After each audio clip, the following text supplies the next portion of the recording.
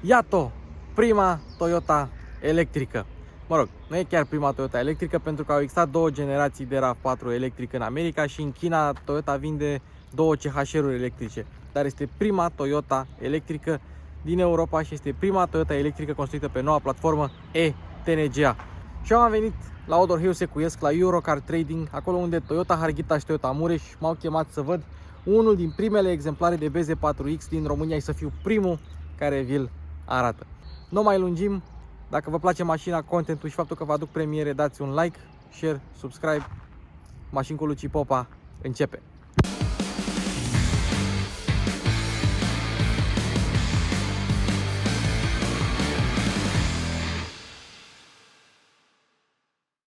Bun, hai să începem cu prețurile. 49.990 de euro cu TVA inclus pentru BZ4X.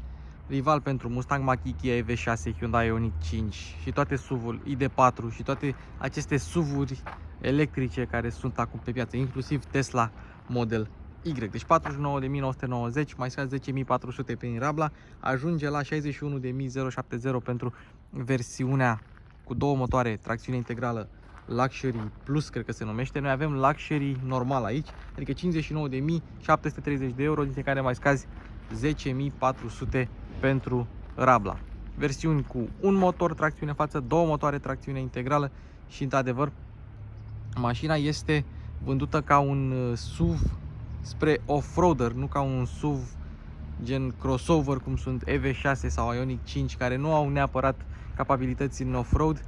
Toyota a lucrat cu Subaru la această mașină, și la platformă și la mașină, și o să vă explic eu mai târziu ce a făcut fiecare. E bine, Subaru s-a ocupat de partea de tracțiune integrală și de siguranță la coliziune.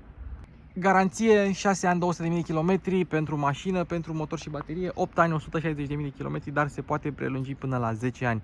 Deci nu vei avea treabă 10 ani de zile în ceea ce privește motor și baterie. Bun, hai să începem cu sigla. Toate modelele Toyota hibride au contur albastru, care se denote că sunt eco.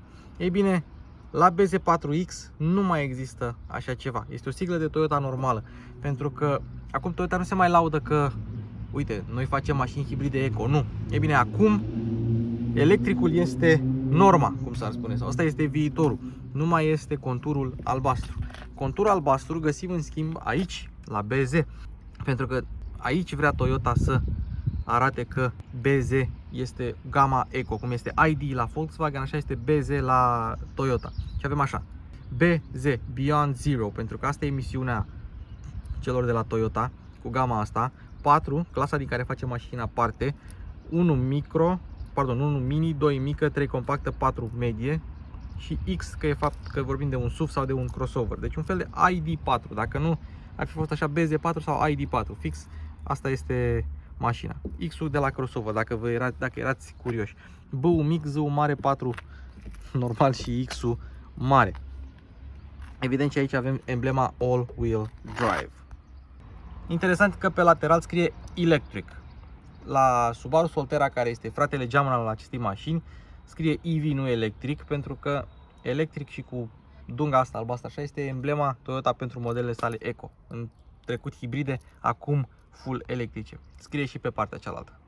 Bun, deci platforma asta e-TNGA, Electric Toyota New Global Architecture, sau la Subaru este e-Subaru Global Platform, ESGP. Deci este o platformă dedicată modelelor 100% electrice, anunțată acum ceva ani, dar uite, asta e primul model. Și avem o platformă modulară, poți avea vreo 3-4 capacități ale bateriei litiu-ion, poți avea modele cu tracțiune față, integrală, spate, și toată arhitectura e împărțită în 4 module, iar aceste module sunt centrul mașinii, spatele mașinii, botul mașinii, motorul și bateria. Cam așa le-au gândit și de la Toyota. Avem așa, BZ4X deocamdată, Subaru Solterra, care e aceeași mașină cu alt bot, și avem Lexus RZ, care este aceeași mașină, doar că mai luxoasă și care arată puțin diferit. Solterra și cu BZ4X sunt literalmente aceeași mașină. Și mai avem modele pregătite până în 2025, adică un SUV mediu, la fel ca asta, un minivan mediu, adică un MPV mediu, un sedan mediu, e un Camry pe acolo, dar nu se vede de RAV4 ăla, deci poate un locuitor pentru Camry, și un SUV mare. Deci avem de testat niște mașini electrice de la Toyota. Urmează planuri mari. Bun, hai să discutăm despre chei. Asta este cheia de BZ4X, asta este o cheie de Camry Hybrid pe care o să o vedeți pe canal și asta e o cheie de RAV4 Plug-in Hybrid pe care o să o vedeți pe canal. Și acum, hai să vedem. Așa sunt butoanele, iar la celelalte două sunt așa.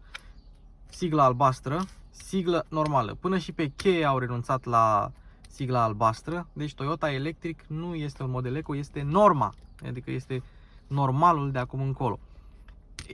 Aer condiționat, ceea ce înseamnă că avem încălzire și climatizare auxiliară, deci dacă vrei să pornești climatizarea din cheie, o poți face și aici și portbagaj electric, pentru că noi avem versiunea Luxury.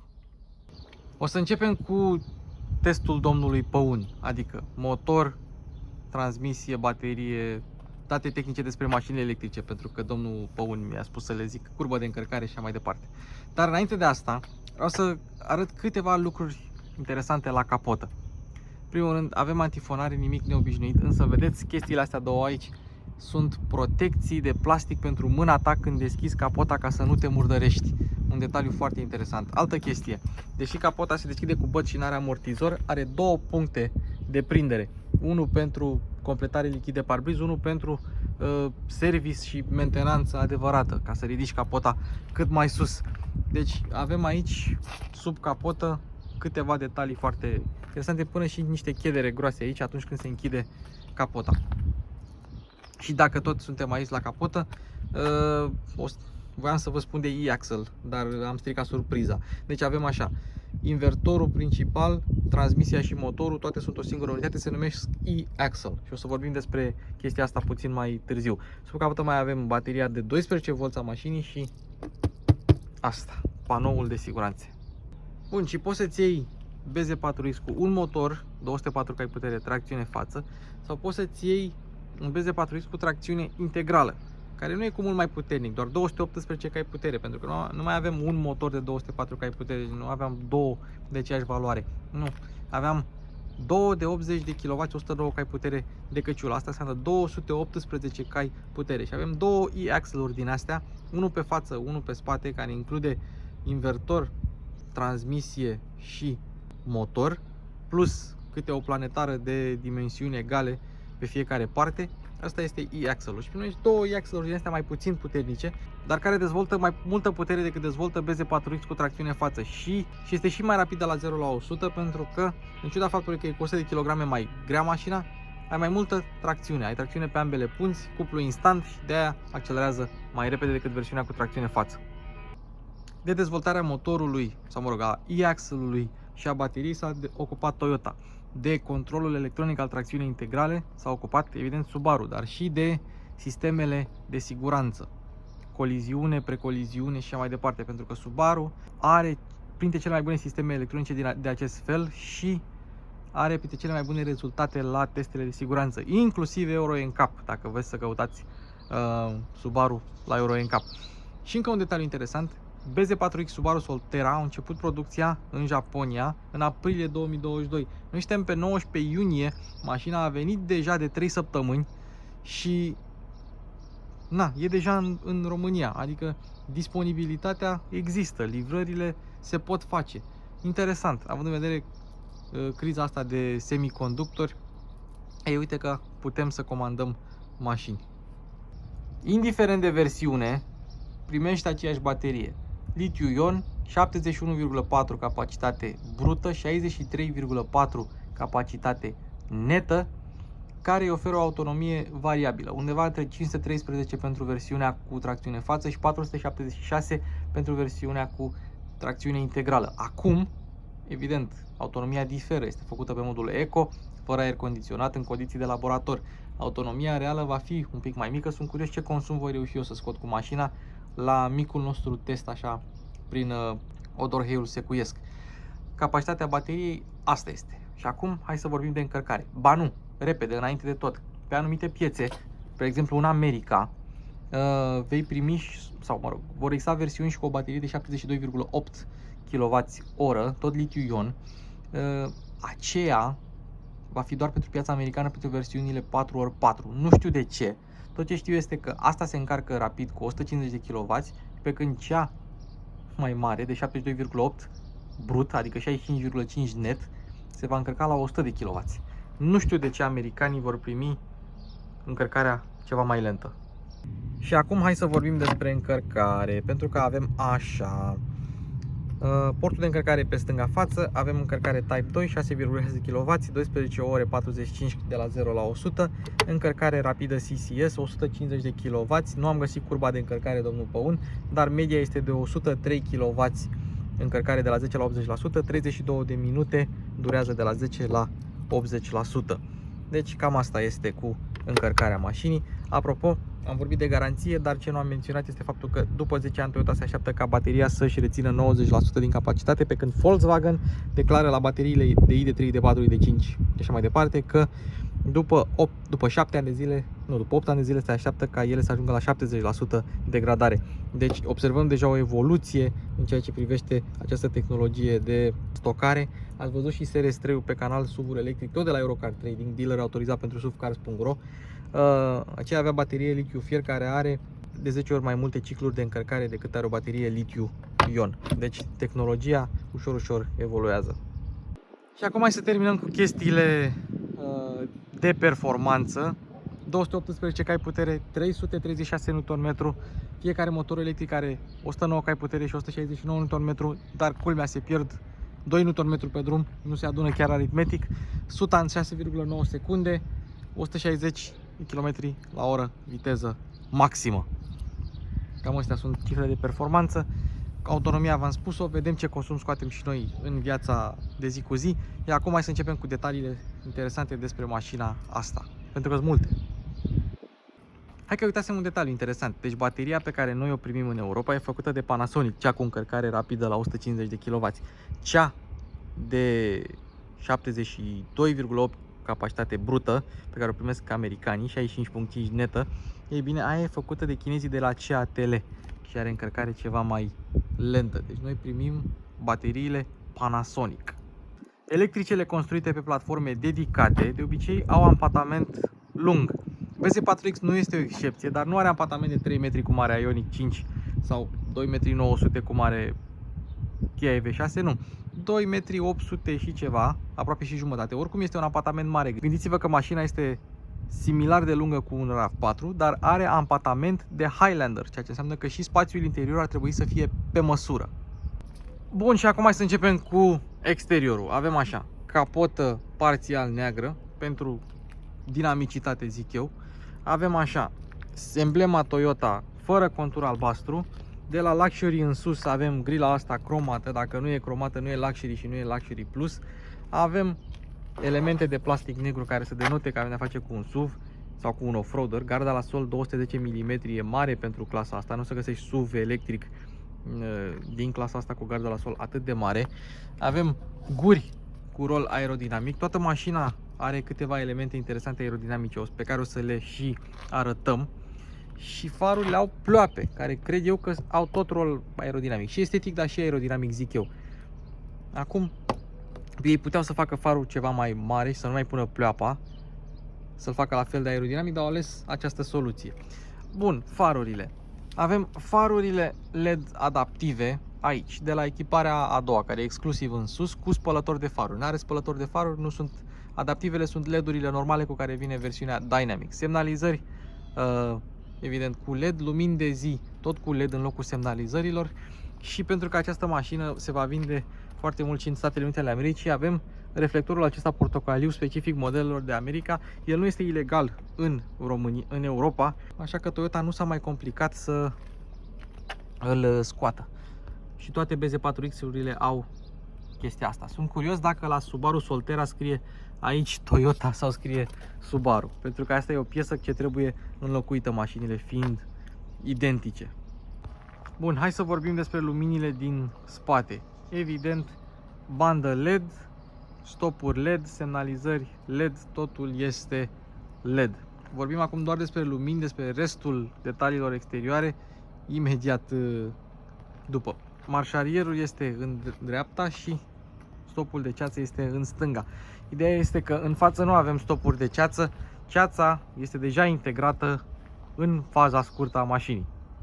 Pe anumite piețe va fi disponibilă opțiunea unor panouri solare care îi vor putea aduce mașinii o autonomie de 1800 de km anual. Nu e mult, dar decât deloc e ok. Altă chestie, tot așa pe anumite piețe vom avea funcția V2L, Vehicle to Load sau Vehicle to Home, să poți oferi curent altor consumatori sau chiar și gospodăriei. Un detaliu interesant. Și tot pentru domnul Păun, nu știu dacă am zis, dar mașina vine cu pompă de căldură în standard, ceea ce o să o ajute foarte, foarte mult iarna, atunci când vei avea nevoie de căldură, dar și de autonomie în același timp. Bun, și acum hai să vedem cum intri în mașină. Deci, mânerul normal, tradițional de Toyota, îl recunoști oriunde. Deschizi ușa mașinii, ușa acoperă pragurile, da? Cu geamul deschis, hai să vedem cum se aude noua Toyota electrică de 2 tone. Se aude decent. Și acum, hai să vedem. Deschidem ușa, material moale, moale, moale, tare, și aici tot tare, și nu avem capitonaj la buzunare. Buzunarele sunt doar pentru 2 sticle și probabil aici un portofel ceva, dar fără pahare. De sticle fără pahare. Atenție la Piano Black, că se zgârie indiferent de mașină, nu mă refer aici doar la Toyota. Și acum hai să vorbim un pic despre geamul. Deci avem impuls sau închidere normală. Dar dacă ai impuls și spui mâna, are protecție. Ha! Ce tare! Și acum hai să mergem în spate.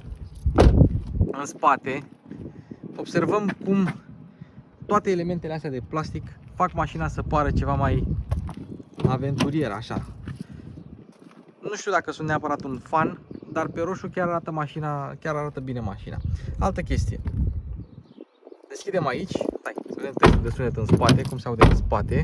Apoi facem testul de materiale, moale, moale, Piano Black și tare. Deci exact ca în față, nu s-au zgârcit la materiale. Volkswagen ID4, Skoda Enyaq și Audi Q4 e-tron au materiale dure în spate. Așa. Și acum avem impuls și în spate, de-aia fiți atent aici. În spate, atunci când geamul ajunge la destinație, viteza scade. Doar în spate, în față nu e chestia asta. Și dacă vrei să vezi, are și protecție în spate. Deci avem protecție pentru copii și în spate. Foarte, foarte tare. Și dacă vreți să încheiem cu geamurile, mai aici avem un al treilea geam, micuț așa. L-au pus doar așa ca să nu pară montantul C destul de masiv, pentru că el ar fi fost, vă dați seama, și porțiunea asta roșie ar fi arătat așa foarte, foarte masiv. Deci cam atât cu ușile și geamurile. Bun, hai să vorbim despre chestiile astea rotunde care fac mașina să meargă. Roțile, jante pe 18, pe Dynamic și exclusiv, pe Luxury și Luxury Plus avem jante pe 20, frumos. Doar că un lucru mă frapează, avem anvelope Dunlop SP Sport Max. Deci nu avem anvelope cu rezistență redusă la înaintare, așa cum se pun pe alte modele electrice, și nu avem anvelope, nu știu să zic așa, mai de teren, cum vrea Toyota să marketeze mașina asta împreună cu Subaru. Deci avem anvelope sport pe mașina asta. Probabil nu s-au găsit sau erau scumpe, și interesant că sunt Dunlop, nu sunt Bridgestone, nu sunt Yokohama, nu sunt Toyo, nu sunt... Interesant. Așa, alt detaliu interesant, jantele au elemente de plastic care să le facă să arate ceva mai bine. Deci janta are și niște extensii de plastic, nu numai metal, adică nu arată toată janta așa, deși janta e destul de frumoasă. McPherson pe față, nimic deosebit, frâne ventilate, mă rog, discuri ventilate, exact ca o mașină normală. Și pe spate avem discuri ventilate, destul de interesant acest lucru, cu capitonaj și câteva elemente aerodinamice aici, să mai reducă oarecum din turbulența pasajului roții. Roata se învârte, aerul vine pe aici și este redirecționat în afara mașinii, nu mai intră încă o dată în pasajul roții. Încă un detaliu foarte mișto la BZ4X. Pe spate avem suspensie independentă cu bascule duble și fii atent aici. Avem un difuzor care sunt sigur că face ceva, dar suspensia are ceva protecție aerodinamică. Deci avem, nu neapărat protecție aerodinamică, dar are un element aerodinamic care tot așa să mai transmită aerul de sub mașină cât mai repede afară. Și astfel să îmbunătățească acel coeficient aerodinamic după care sunt înnebuniți toți producătorii auto. Și că tot vorbim de elemente aerodinamice, uite încă două aripioare așa în spate acolo, tot cu rol aerodinamic și încă două acolo pe lângă antenă, din nou, tot cu element aerodinamic să redirecționeze aerul cât mai curat. Cele din mijloc redirecționează pe lunetă și cele de pe lateral redirecționează aerul în afara mașinii, dar tot în lateral. Se numește outwash fenomen de outwash. Asta este o mașină aerodinamică. Și dacă tot vorbim de elemente aerodinamice, uite, mai avem încă unul aici, un mini eleron. Asta e făcut nu ca să îmbunătățească acel coeficient aerodinamic, este ca să reducă portanța la viteze mari. Nu că ai merge foarte des la viteză mare cu electrica asta. Și dacă vreți să mai vedeți ceva mișto, căutați ștergătorul. Și nu este ascuns așa cum e la alte mașini. Ei bine, pentru că luneta are fix unghiul pe care l-ar fi avut la o berlină, ar fi trebuit să aduc eu Camry-ul aici să vedem o comparație, nu necesită ștergător, așa cum nu necesită nici berlinele. Nu toate, pentru că mai sunt unele berline cu high-end, cum ar fi Skoda Octavia, care au opțional ștergător. De la echiparea exclusiv în sus, deci de la a doua în sus, primești și parbriz încălzit. Nu e ceva deosebit, însă primești odată cu încălzirea în parbriz și încălzire specială pentru ștergătoare, pentru lamelele ștergătoarelor, ca să nu rămână lipite, că tu încălzești parbrizul, dar ai nevoie și de lamele calde. Pe anumite piețe și într-un fel îmi pare rău că nu și la noi, Toyota a implementat sistemul de direcție steer-by-wire, care din punctul meu de vedere e o prostie. A mai fost găsit pe Infiniti Q50, Q60 și nu a fost deloc plăcut acest sistem de direcție, însă dacă ai acel sistem de direcție primești și opțional, în loc de volan, sistemul la yoke, ca la Tesla. Abia aștept să vină prima Tesla cu yoke în România și voiam să văd cum ar fi arătat yoke-ul și pe BZ4X, Solterra sau Lexus RZ. Să sperăm că poate primim și noi măcar un exemplar să-l vedem. Camera frontală nu este centrată pentru că acolo sunt sistemele de asistență, radarul și alți senzori. Și au trebuit să mute camera ceva mai în dreapta. Alt detaliu, mașina are gardă la sol 21 de cm, dar aici în bot ai 28 de cm cu care poți să treci peste borduri sau să te urci pe anumite obiecte. Deci e ok, e decent. Uite o chestie interesantă, versiunea de bază nu are avertizor pentru lichidul de parbriz. Cu toate astea are portbagaj acționabil electric, chiar și în versiunea de bază. De-aia fiți atenți aici. Dacă e mașina încuiată, nu te lasă să o descui, trebuie să descui mașina. Din acest motiv nu are nici sistem cazacioc, pentru că sistemul cazacioc recunoaște cheia când mașina e încuiată și îți deschide portbagajul rămânând mașina încuiată. Deci nu are nici sistem cazacioc, dar are deschidere din cheie atunci când mașina este descuiată. Și observăm așa, un portbagaj de 452 de litri, portbagaj, eu zic, decentuț, adică dacă se apropie de 500 e mai mult decât suficient. Oricum poți rabata bancheta să ai o podea plană, destul de măricică. JBL pe versiunea Luxury, o să vorbim despre asta ceva mai târziu, aici e subwooferul. Avem două cârlige de 4 kg, unul pe o parte, unul pe o parte și evident o copertină manuală și o podea falsă. Apropo, margine de încărcare super plană. E destul de bine compartimentat, poate pasajele roții să intre puțin, să deranjeze puțin, dar o lățime maximă de 127 de cm, o deschidere bună, mare, chiar generoasă aș putea să-i spun, și 94 de cm de aici până în bancheta spate. Hai să vedem ce ascunde podeaua falsă. Ascunde una bucată cablu de încărcare care nu este aici, cu suport pentru el din zăpadă artificială, ca să nu, să mai aibă un rol de antifonare puțin. Altă chestie interesantă, mai avem aici un compartiment secret în care poți ascunde diverse obiecte, iar aici găsești kitul de pană, compresorul pentru kitul de pană, că evident nu avem roată de rezervă, doar la SRS3 am mai văzut roată de rezervă. Aveți clipul pe canal, îl găsiți, vă căutați SRS3. Bun, după ce, sau dacă vreți să închideți, observăm că avem așa, un buton pentru închidere și unul pentru închidere plus încuiere, doar că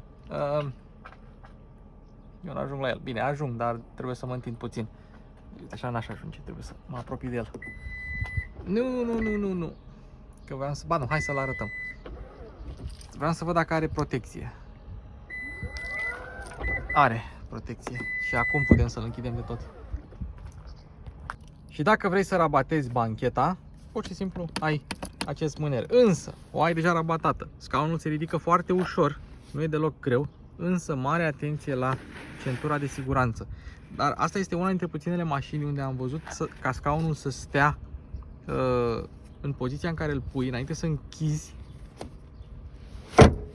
scaunul rabatat, pentru că, adică să poți scoate centura cu o singură mână, fără să o prinzi, în cazul în care ai un copil în mână sau în cazul în care ai bagaje în mână.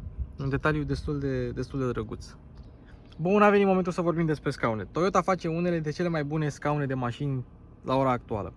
Confortabile, cu susținere laterală decentă. Acestea nu sunt la fel de moi precum scaunele de pe Camry, să zicem. Seamănă mai mult cu scaunele de pe RAV4, dar tot sunt moi, confortabile, susținere laterală au, ergonomice sunt, reglabile electric, cu memorie și cu reglaj lombar tot electric. Avem memoriile aici, l-ați văzut mai devreme, și avem și oglinzi cu memorie. Deci avem oglinzi, scaune. Există totuși un lucru enervant la scaunele electrice. Ele bipăie. Când îl reglezi, scaunele bipăie. Indiferent că motorul e pornit sau oprit, scaunele bipăie. Uite un detaliu interesant. Pedala de accelerație e la podea. Și ați putea să spuneți, multe mașini au pedala de accelerație la podea. Da, doar că la Toyota e diferit. Pentru că, de exemplu, Camry și cu RAV4 au pedală similară, doar că în vârf există o pârghie care este de fapt pedala de accelerație reală. Deci mai pleacă, cum pleacă la asta de frână, în sus așa, o pârghie, și aia e de fapt pedala reală. Tu apeși, crezând că apeși pe o pedală în podea, dar de fapt ea nu e în podea. Iar la BZ4X avem sub pedală, uite, pleacă cablu, controlul electronic către calculatorul mașinii. Deci asta este pedala de accelerație la podea la BZ4X. Și un detaliu interesant, multă antifonare aici la pedalier. Un detaliu interesant. Și dacă vreți să mai vedeți detalii interesante, de fapt hai să vedem de câte ori pot să zic eu detaliu interesant într-un singur clip. Bun. Aici tragi, desfaci, vezi, iar antifonare, și avem seria de șasiu ștanțată a mașinii pentru RAR. Hai, dacă tot suntem la capitolul ăsta, observăm că centura nu este de capul ei acolo, nu. Ea are un mic buzunărel care este cusut de scaun, astfel încât să nu fugă prea mult într-o parte sau alta. Mai au și alte mașini chestia asta, doar că n-am mai văzut de mult și am zis să vă arăt. Ok, hai să vă arăt acum un mic detaliu sau un mic cadru așa cu tot interiorul mașinii. Și observăm că 1. Tabloul de bord este în spate și nu are cozoroc. Volanul e foarte în față. Credeți-mă, se vede. Dar probabil mulți o să spuneți: ia uite ce loc de depozitare mare acolo sub consolă, foarte frumos. Taluci, ia și tu asigurarea și talonul și pune-le în torpedou. Păi, ia, care torpedou? BZ4X nu are torpedou, așa că nu am unde să țin chestiile acelea decât acolo. Și apropo, chestia albă, dacă vă întrebați ce e de la semnalizare, sunt instrucțiunile pentru funcționarea selectorului transmisiei. Bun, hai să vedem cum funcționează schimbătorul ăsta sau selectorul ăsta. Păi e parc, e simplu. Da? Ca să o treci din parc în neutru, o pui așa.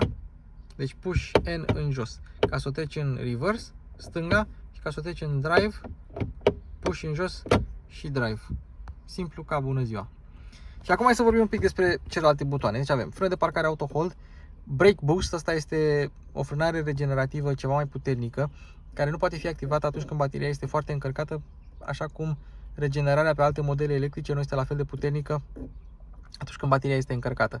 Doar că trebuie să țineți minte chestia asta. X-Mode, cu modurile sale de tracțiune integrală, luat de la Subaru. Mai găsim chestia asta pe Forester, vreau și o Forester la test.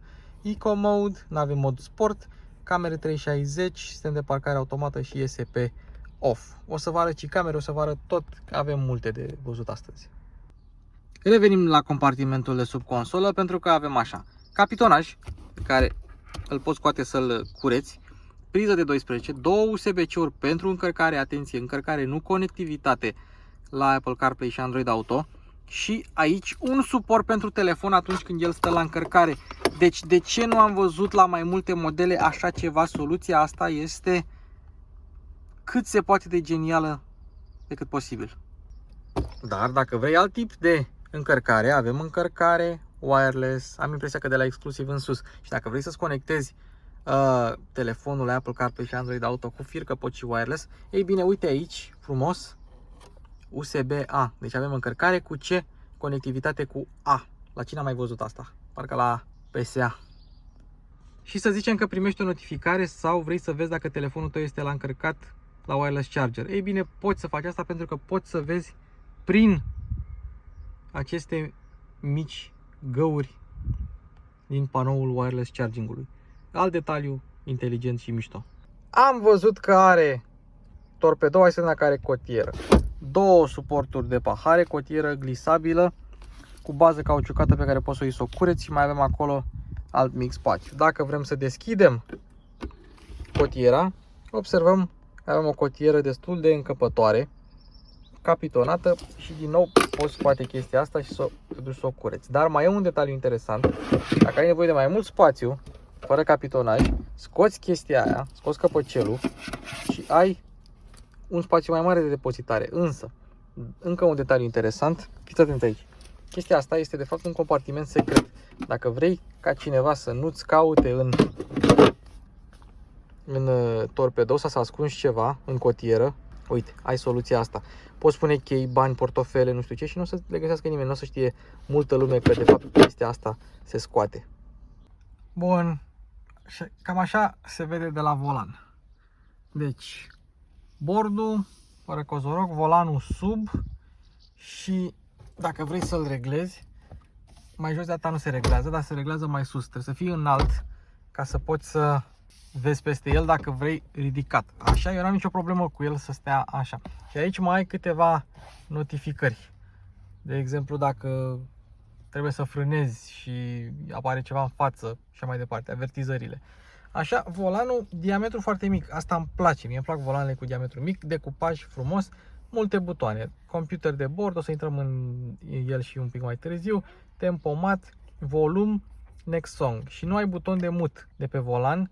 Dacă dai în jos, trebuie să dai volum cu volum până când ajungi la mut. Ai acolo buton de power off la sistemul de infotainment, dar atunci se oprește toată media. Spre exemplu, acum eu mă uit la MotoGP, da? Am dat volumul la minim, la 0. Dacă îi dădeam pe mut, pe off aici, atunci mi s-ar fi oprit cu totul și video.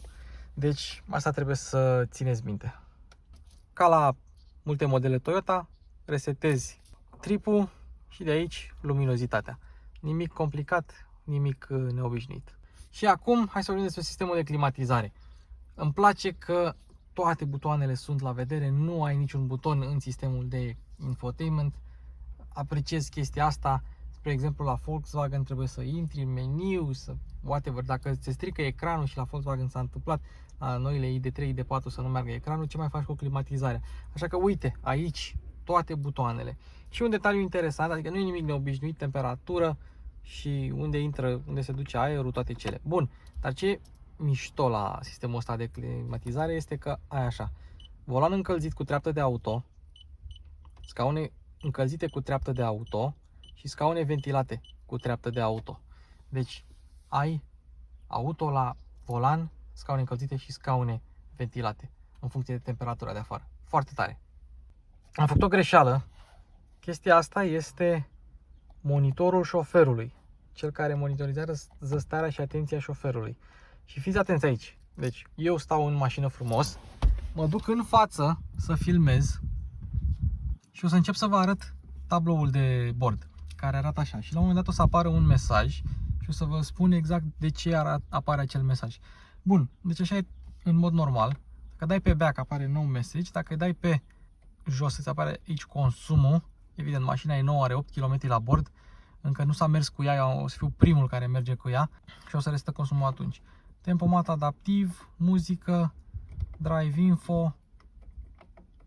Ce tare! Transmiterea cuplului, o să mergem așa să vedem în mod normal cum e transferat cuplul în timpul mersului. Ok, toate sistemele de asistență ale mașinii, inclusiv vehicle settings, dacă e ceva interesant. Nu e nimic interesant aici, dar aici, dacă ții ok, ai asta, closing display. Dacă vrei să-ți spună consumul pe acel trip sau programul de încărcare. Foarte tare, îmi place acest lucru în funcție de preferințe. Mie îmi place să-mi arate consumul și cam atât. Și dacă vrei să rămână consumul, lași așa. Și dacă vrei să nu vezi nimic, apeși încă o dată pe back, mai apeși încă o dată pe back, îți apare ce meniu ai selectat tu. E un meniu simplu, frumos, îmi place. Și ce voiam să zic cu acest monitor este că atunci când am încercat să filmez prima dată tablou de bord și m-am pus mai în stânga, mai în dreapta, sau când am încercat să mă pun pe scaunul pasagerului cu motorul pornit, mașina nu mă lăsa mașina îmi dădea driver monitor not available. Deci trebuie să ai un șofer pe care să îl observe. Bun, și acesta este sistemul de infotainment, care arată foarte bine. În primul rând are un touch response foarte bun, un refresh rate foarte bun, e o combinație de ceva Google cu Tesla, cam așa îl simt eu, dar răspunde, brici, rezoluția e bună, nu prea am ce să-i reproșez. Navigația mașinii merge bine, dar nu știu câți o vor folosi, 4 ani de tableturi gratuite, avem aici frumos media, telefon te duce în Apple CarPlay, dar nu vreau să vă arăt Apple CarPlay încă, setările mașinii, range, și dacă te duci la history aici, o să vezi consumul, previous, best, așa cum ne-a obișnuit Toyota, la aplicații web browser și tot timpul pe ecran se află chestia asta, comanda vocală. N-am folosit-o foarte mult, nu pot să spun că m-a ajutat cu multe, tot Siri e mai bună. Așa, aici la setări avem Personal Info, General, Wi-Fi, nu prea am găsit multe setări care să iasă așa în evidență. Setările de sunet, setări de display, asta am găsit, să oprești display-ul. Ok, și dacă îi dai automatic, tu poți să-i dai dark mode. Mie îmi place pe dark mode mult, o să-l țin pe dark mode. Hai că-l țin de acum pe dark mode, ca să vedem cum se vede și pe dark mode, doar că se vede reflexia mea ceva mai mare. Dăm pe auto și la proba de condus mergem așa. Setări, navigation, sound and media, vehicle customize, câteva setări, lights, door control, charging, climate și alte asemenea, nimic ieșit din normal. Software update, info and security, cam atât. Și încheiem cu Apple CarPlay, 12,3 inch, full screen, arată demențial pe un ecran atât de mare. Abia aștept să apară noua generație de Apple CarPlay, răspunde foarte bine. Apple CarPlay, Android Auto, wireless sau pe fir, ai ambele opțiuni. Cu fir e mai bine pentru că 1 se încarcă telefonul, 2 nu se încinge la fel de tare.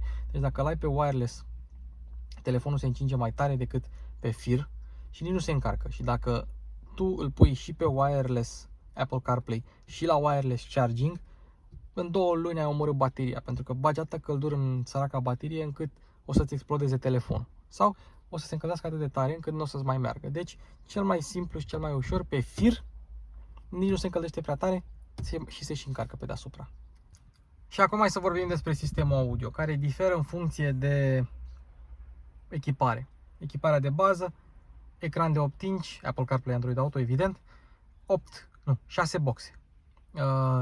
Exclusiv, ecran de 12,3 inch, 6 boxe. Luxury, 12,3 inch cu JBL cu 9 boxe, dintre care și subwoofer. Sistemul se aude demențial și la Luxury Plus este același sistem. Și acum hai să vedem camerele 360 de grade. Deci ai așa o mașinuță care se învârte, mai ai versiunea asta de mașinuță care se învârte.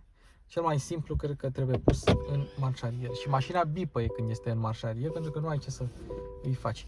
Nu avem indicații dinamice. Ok, hai să vedem și alt unghi. Ăsta este alt unghi. Și aici mai poți să mai umbli. De exemplu, poți să te duci să vezi ce e în față, înapoi, poți să vezi ce e în spatele mașinii. Simplu ca bună ziua. Dar având camere 360 de grade, avem și camere frontale. Și ia să vedem. te duci aici, vezi fața, te duci aici, vezi spatele, chiar dacă tu ești în drive. Și acum, hai să vă arăt cea mai mișto chestie. Mergând, camerele formează o imagine cu ce este sub mașină. Iar asta te ajută în off-road.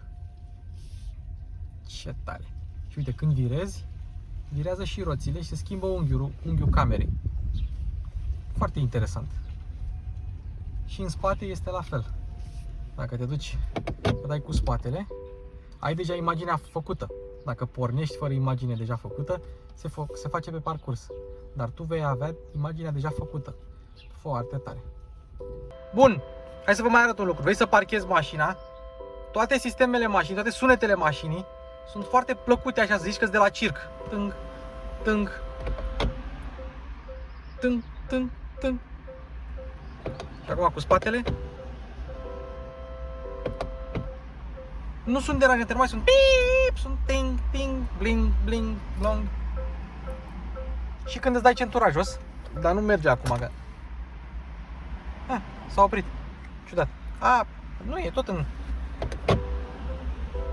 Da. Și când îți dai centura jos, ce-i drept, când mergi, scoate și un sunet din ăsta plăcut așa, nu e deranjant. Ce mai avem pe aici? Parasolar cu lumină, plafon negru, o oglindă imensă și acolo avem centuri de siguranță reglabile pe înălțime și avem mâner la toate ușile. Probabil japonezii s-au gândit, volan pe stânga, volan pe dreapta, nu contează, noi punem mânere la toate ușile. Bun, și iată-ne în spate. Deci eu am dat scaunul atât de în spate încât eu nici dacă mă întind n-ajung la pedala de accelerație. Deci spațiul în spate la BZ4X este imens, imens, chiar foarte mare. Și la cap, hai să zicem că eu mai am mai mult de un pumn, atât. Deci undeva la 1,80-1,85 înălțime te poți simți bine. Bancheta confortabilă, moale, chiar dacă ai bateria în podea și nu ai tunel median, sau mă rog, e unul foarte, foarte mic aici, nu stai cu genunchii la urechi, în sensul că stai bine. Bancheta e frumos profilată, e moale, te scufunzi în ea oarecum. Pătarul este destul de profilat. Și per total, bancheta spate e una bună. Ai două USB-C-uri, foarte bine, încărcare e mereu binevenită și la Luxury Style, am zis Luxury Plus până acum, e Luxury Style, avem aici frumos scaunele încălzite în spate, guri de climatizare și evident celebra cotieră cu două suporturi de pahare și aici suport de probabil telefon ceva. Și ca la orice mașină nouă care se respectă, avem și buzunare în spatele scaunelor în stil avion. Și locurile sau buzunarele sunt tot așa pentru băuturi, doar sticle, nu pahare. Nu mai rămâne acum decât să mergem să o conducem. O chestie pe care am observat-o când am intrat în mașină și am observat-o și mai mult când am ieșit din mașină, este cât de ușoară este sau cât de facilă este ieșirea și intrarea, sau sunt ieșirea și intrarea din această mașină. Pentru că avem aici o porțiune de spațiu nefolosit. Dacă închizi ușa aici, observăm că mai avem spațiu nefolosit. La multe mașini nu o să găsești o palmă de spațiu liberă între ușă și banchetă. Iar asta face ca ieșirea din mașină să recurgă foarte ușor. Bun, hai să plecăm la plimbare cu BZ4X. 8 km la bord. Primul om în afara celor de la Toyota care conduce BZ4X în România. Ia. Ia. Se aude un sunet de electric. Ia. Se aude, dar foarte puțin. Oricum ați văzut că mașina bipăie atunci când dai cu spatele. Să vedem, la stop. Activăm și auto-hold-ul. În momentul în care apeși pe accelerație după auto-hold, stai cam un sfert de secundă. Ia să vedem. Are ceva zvâc, chiar și pe eco. Eu am mai condus mașina asta până la spălătorie. Până la spălătorie și înapoi. Deci am mai condus-o puțin. 1 km 2. Dar ia să vedem. merge bine. Merge bine, silențioasă. Drumurile astea nu sunt chiar cele mai bine nivelate și mașina amortizează bine. Într-adevăr, ca orice electrică, ca orice model din clasa asta, SUV electric de clasă medie, se simte masa mașinii. Nu e un secret. Acum suntem pe modul Eco. Momentan am impresia că, ia să vedem, brake boost merge? Da, merge de data asta, pentru că s-a mai golit din bacterie. Uite, îmi spune că vin pietoni de aici. Tarea asta, front cross traffic alert. Ia să vedem. Poziția la volan e bună, volanul îmi place că e micuț așa, vizibilitatea e excelentă în față, chiar și în spate, că avem dita mai oglinda, nici în spate în lunetă nu e rău. Montantul ce e un pic cam gros, dar nu e ceva deranjant. Vizibilitatea e mai bună ca la Kia EV6, dacă e să mă întrebați pe mine. Și acum ia să vedem, cu ea pe Eco. Wow! Are ceva zvâc.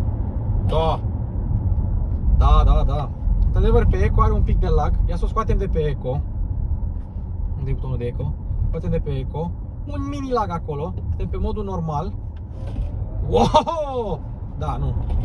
Deci nu e o mașină lentă. Nu. Are reprize. Problema e că e și poliția în fața mea. Scaunele sunt confortabile. Văd foarte bine pe tablou de bord. Ecranul, sistemul de infotainment nu mă deranjează deloc. Probabil are ceva filtru. Și îmi place cu volanul mic așa, e manevrabil. Mi-aduce aminte de modelele PSA cu volanul ăla mic. Dar e o soluție destul de interesantă. Ia să vedem.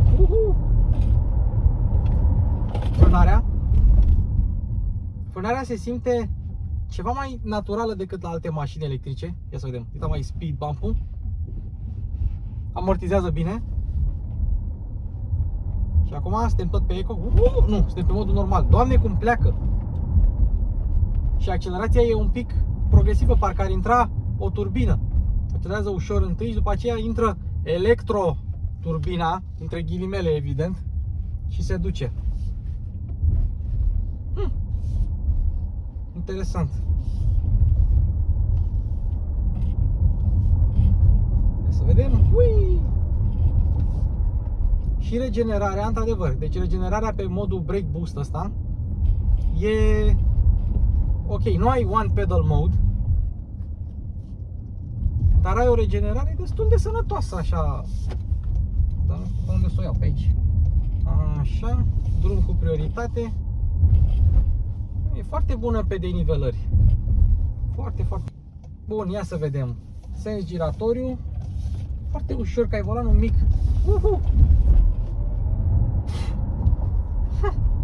Ia să o scoatem de pe brake boost. Și într-adevăr ai regenerare, dar mult mai puțină decât în mod normal. Frumos odor heiusecuiesc, ca și oraș. Așa, ziceam de pedala de frână. Deci pedala de frână se simte ceva mai naturală decât la alte modele. Știți care e chestia cu tabloul ăsta de bord? Într-adevăr, îl vezi ceva mai bine decât dacă ar fi situat jos. Cel puțin față de alte modele Toyota. Îl ai mereu acolo în raza vizuală. Pe de altă parte, ce direct în fața mașinii, de exemplu, dacă ai o pisică sau un câine sau ceva mic aici, ceva foarte mic, un bișon maltez, un pechinez malnutrit, nu mă refer la chestii mari. E bine, atunci e posibil să nu le vezi. Dar uite, cu mâna pe volan, eu pot să văd tabloul de bord. Ce e ciudat e că nu găsesc nicăieri procentajul bateriei. Am doar bara aia acolo. O fi intenționat? Că nici la RAV4 plug-in hybrid nu am un procentaj sau ceva. O fi intenționat din partea celor de la Toyota? Nu știu eu să activez procentajul bateriei, dar am intrat în toate meniurile. Nu e ceva. Nu e nimic din ce n-am încercat eu, să zicem. Deci ăsta e modul cât se poate de normal. Pe drive fără brake booster, da? Ia să vedem. Într-adevăr, da. Deci are pedala un pic de lag, parcă, băi, ești sigur că vrei. Și după aia, vum, se duce. Deci se simte efectiv ca un model turbo. Uite, vum, e distractivă. E distractivă rău. Și direcția e destul de rapidă. Diametrul de bracaj 11,4 metri, mai mic decât diametrul RAV4, cu toate că dimensiunile sunt aceleași, dar împatamentul e mai mare la asta. Deci probabil e împachetat ceva mai bine motorul, planetarele sunt ceva mai micuțe. Bun, și hai să zicem că mergem în eco, pe brake booster. Și acum se simte pedala de accelerație, devine ceva mai tare. Se simte că vrea să regenereze. Charge-ul e ceva mai mare, decelerarea e ceva mai mare. Eu aș recomanda acest mod pentru sit up, driver's face not detected. Pentru că am pus mâna aici la detectorul ăsta și îmi zice driver monitor alert cancelled. Deci dacă ții mâna așa și nu te vede monitorul, îți spune ce tare, cât de tare. Asta, eu aș dezactiva chestia asta, pentru că la un moment dat devine enervant. Dar uite că e interesantă situația. Per total, mașina se conduce bine, îmi place. E ușor de manevrat, ușor de condus și sincer nu se simte la fel de grea. Ia să vedem. Nici pe accelerație și nici pe frânare. Se simte grea până la urmă pe frânare, dar nu în faza inițială a frânării. Nu te sperii inițial atunci când frânezi. Nu. Da. E ok. E ok. Bun. Ăsta e episodul nostru cu BZ4X. Primul clip din România cu BZ4X. Ha, ce fericit sunt. Bun. Eu vă mulțumesc pentru atenție. Mulțumesc Toyota Murești, Toyota Harghita. Vă mulțumesc vouă. Dacă v-a plăcut clipul, like, share, subscribe. Probabil o să mai facem și teste de autonomie cu BZ4X la București când o să ajungă în parcul de presă. Dar am vrut să avem primul clip cu BZ4X. Mi-e drag. Vreau Subaru Solterra, vreau Lexus RZ. Le-a ieșit. Apropo, hai să vedem și consumul. Deci cum am mers eu prin oraș lejer, i-am mai dat o accelerație, o blană, o ceva. Hai să vedem consumul. Cât credeți? Cei care sunteți cu electricele, ia să vedem. 18,5. Nu e rău. Având în vedere că am mers și am dat accelerație, frână și n-am mers destul de și n-am mers liniștit. Consumul dat de ei undeva la 17,9 sau ceva, pe undeva pe acolo. Deci nu e cu mult mai mult decât ce zic ei. Faceți calculul și vedeți ce autonomie iese, dar eu zic că poți scoate, dacă te chinui cu asta, cu tracțiune integrală, 400 de km. Vedem. Încă un lucru ce trebuie menționat acum la final: dacă activezi aerul condiționat, autonomia va scădea vizibil. Adică e o chestie pe care ți-o asumi. Bun, gata. Ăsta a fost clipul. Mulțumesc pentru atenție. Eu vă pup. Mașini cu Luci Popa se încheie! Woo!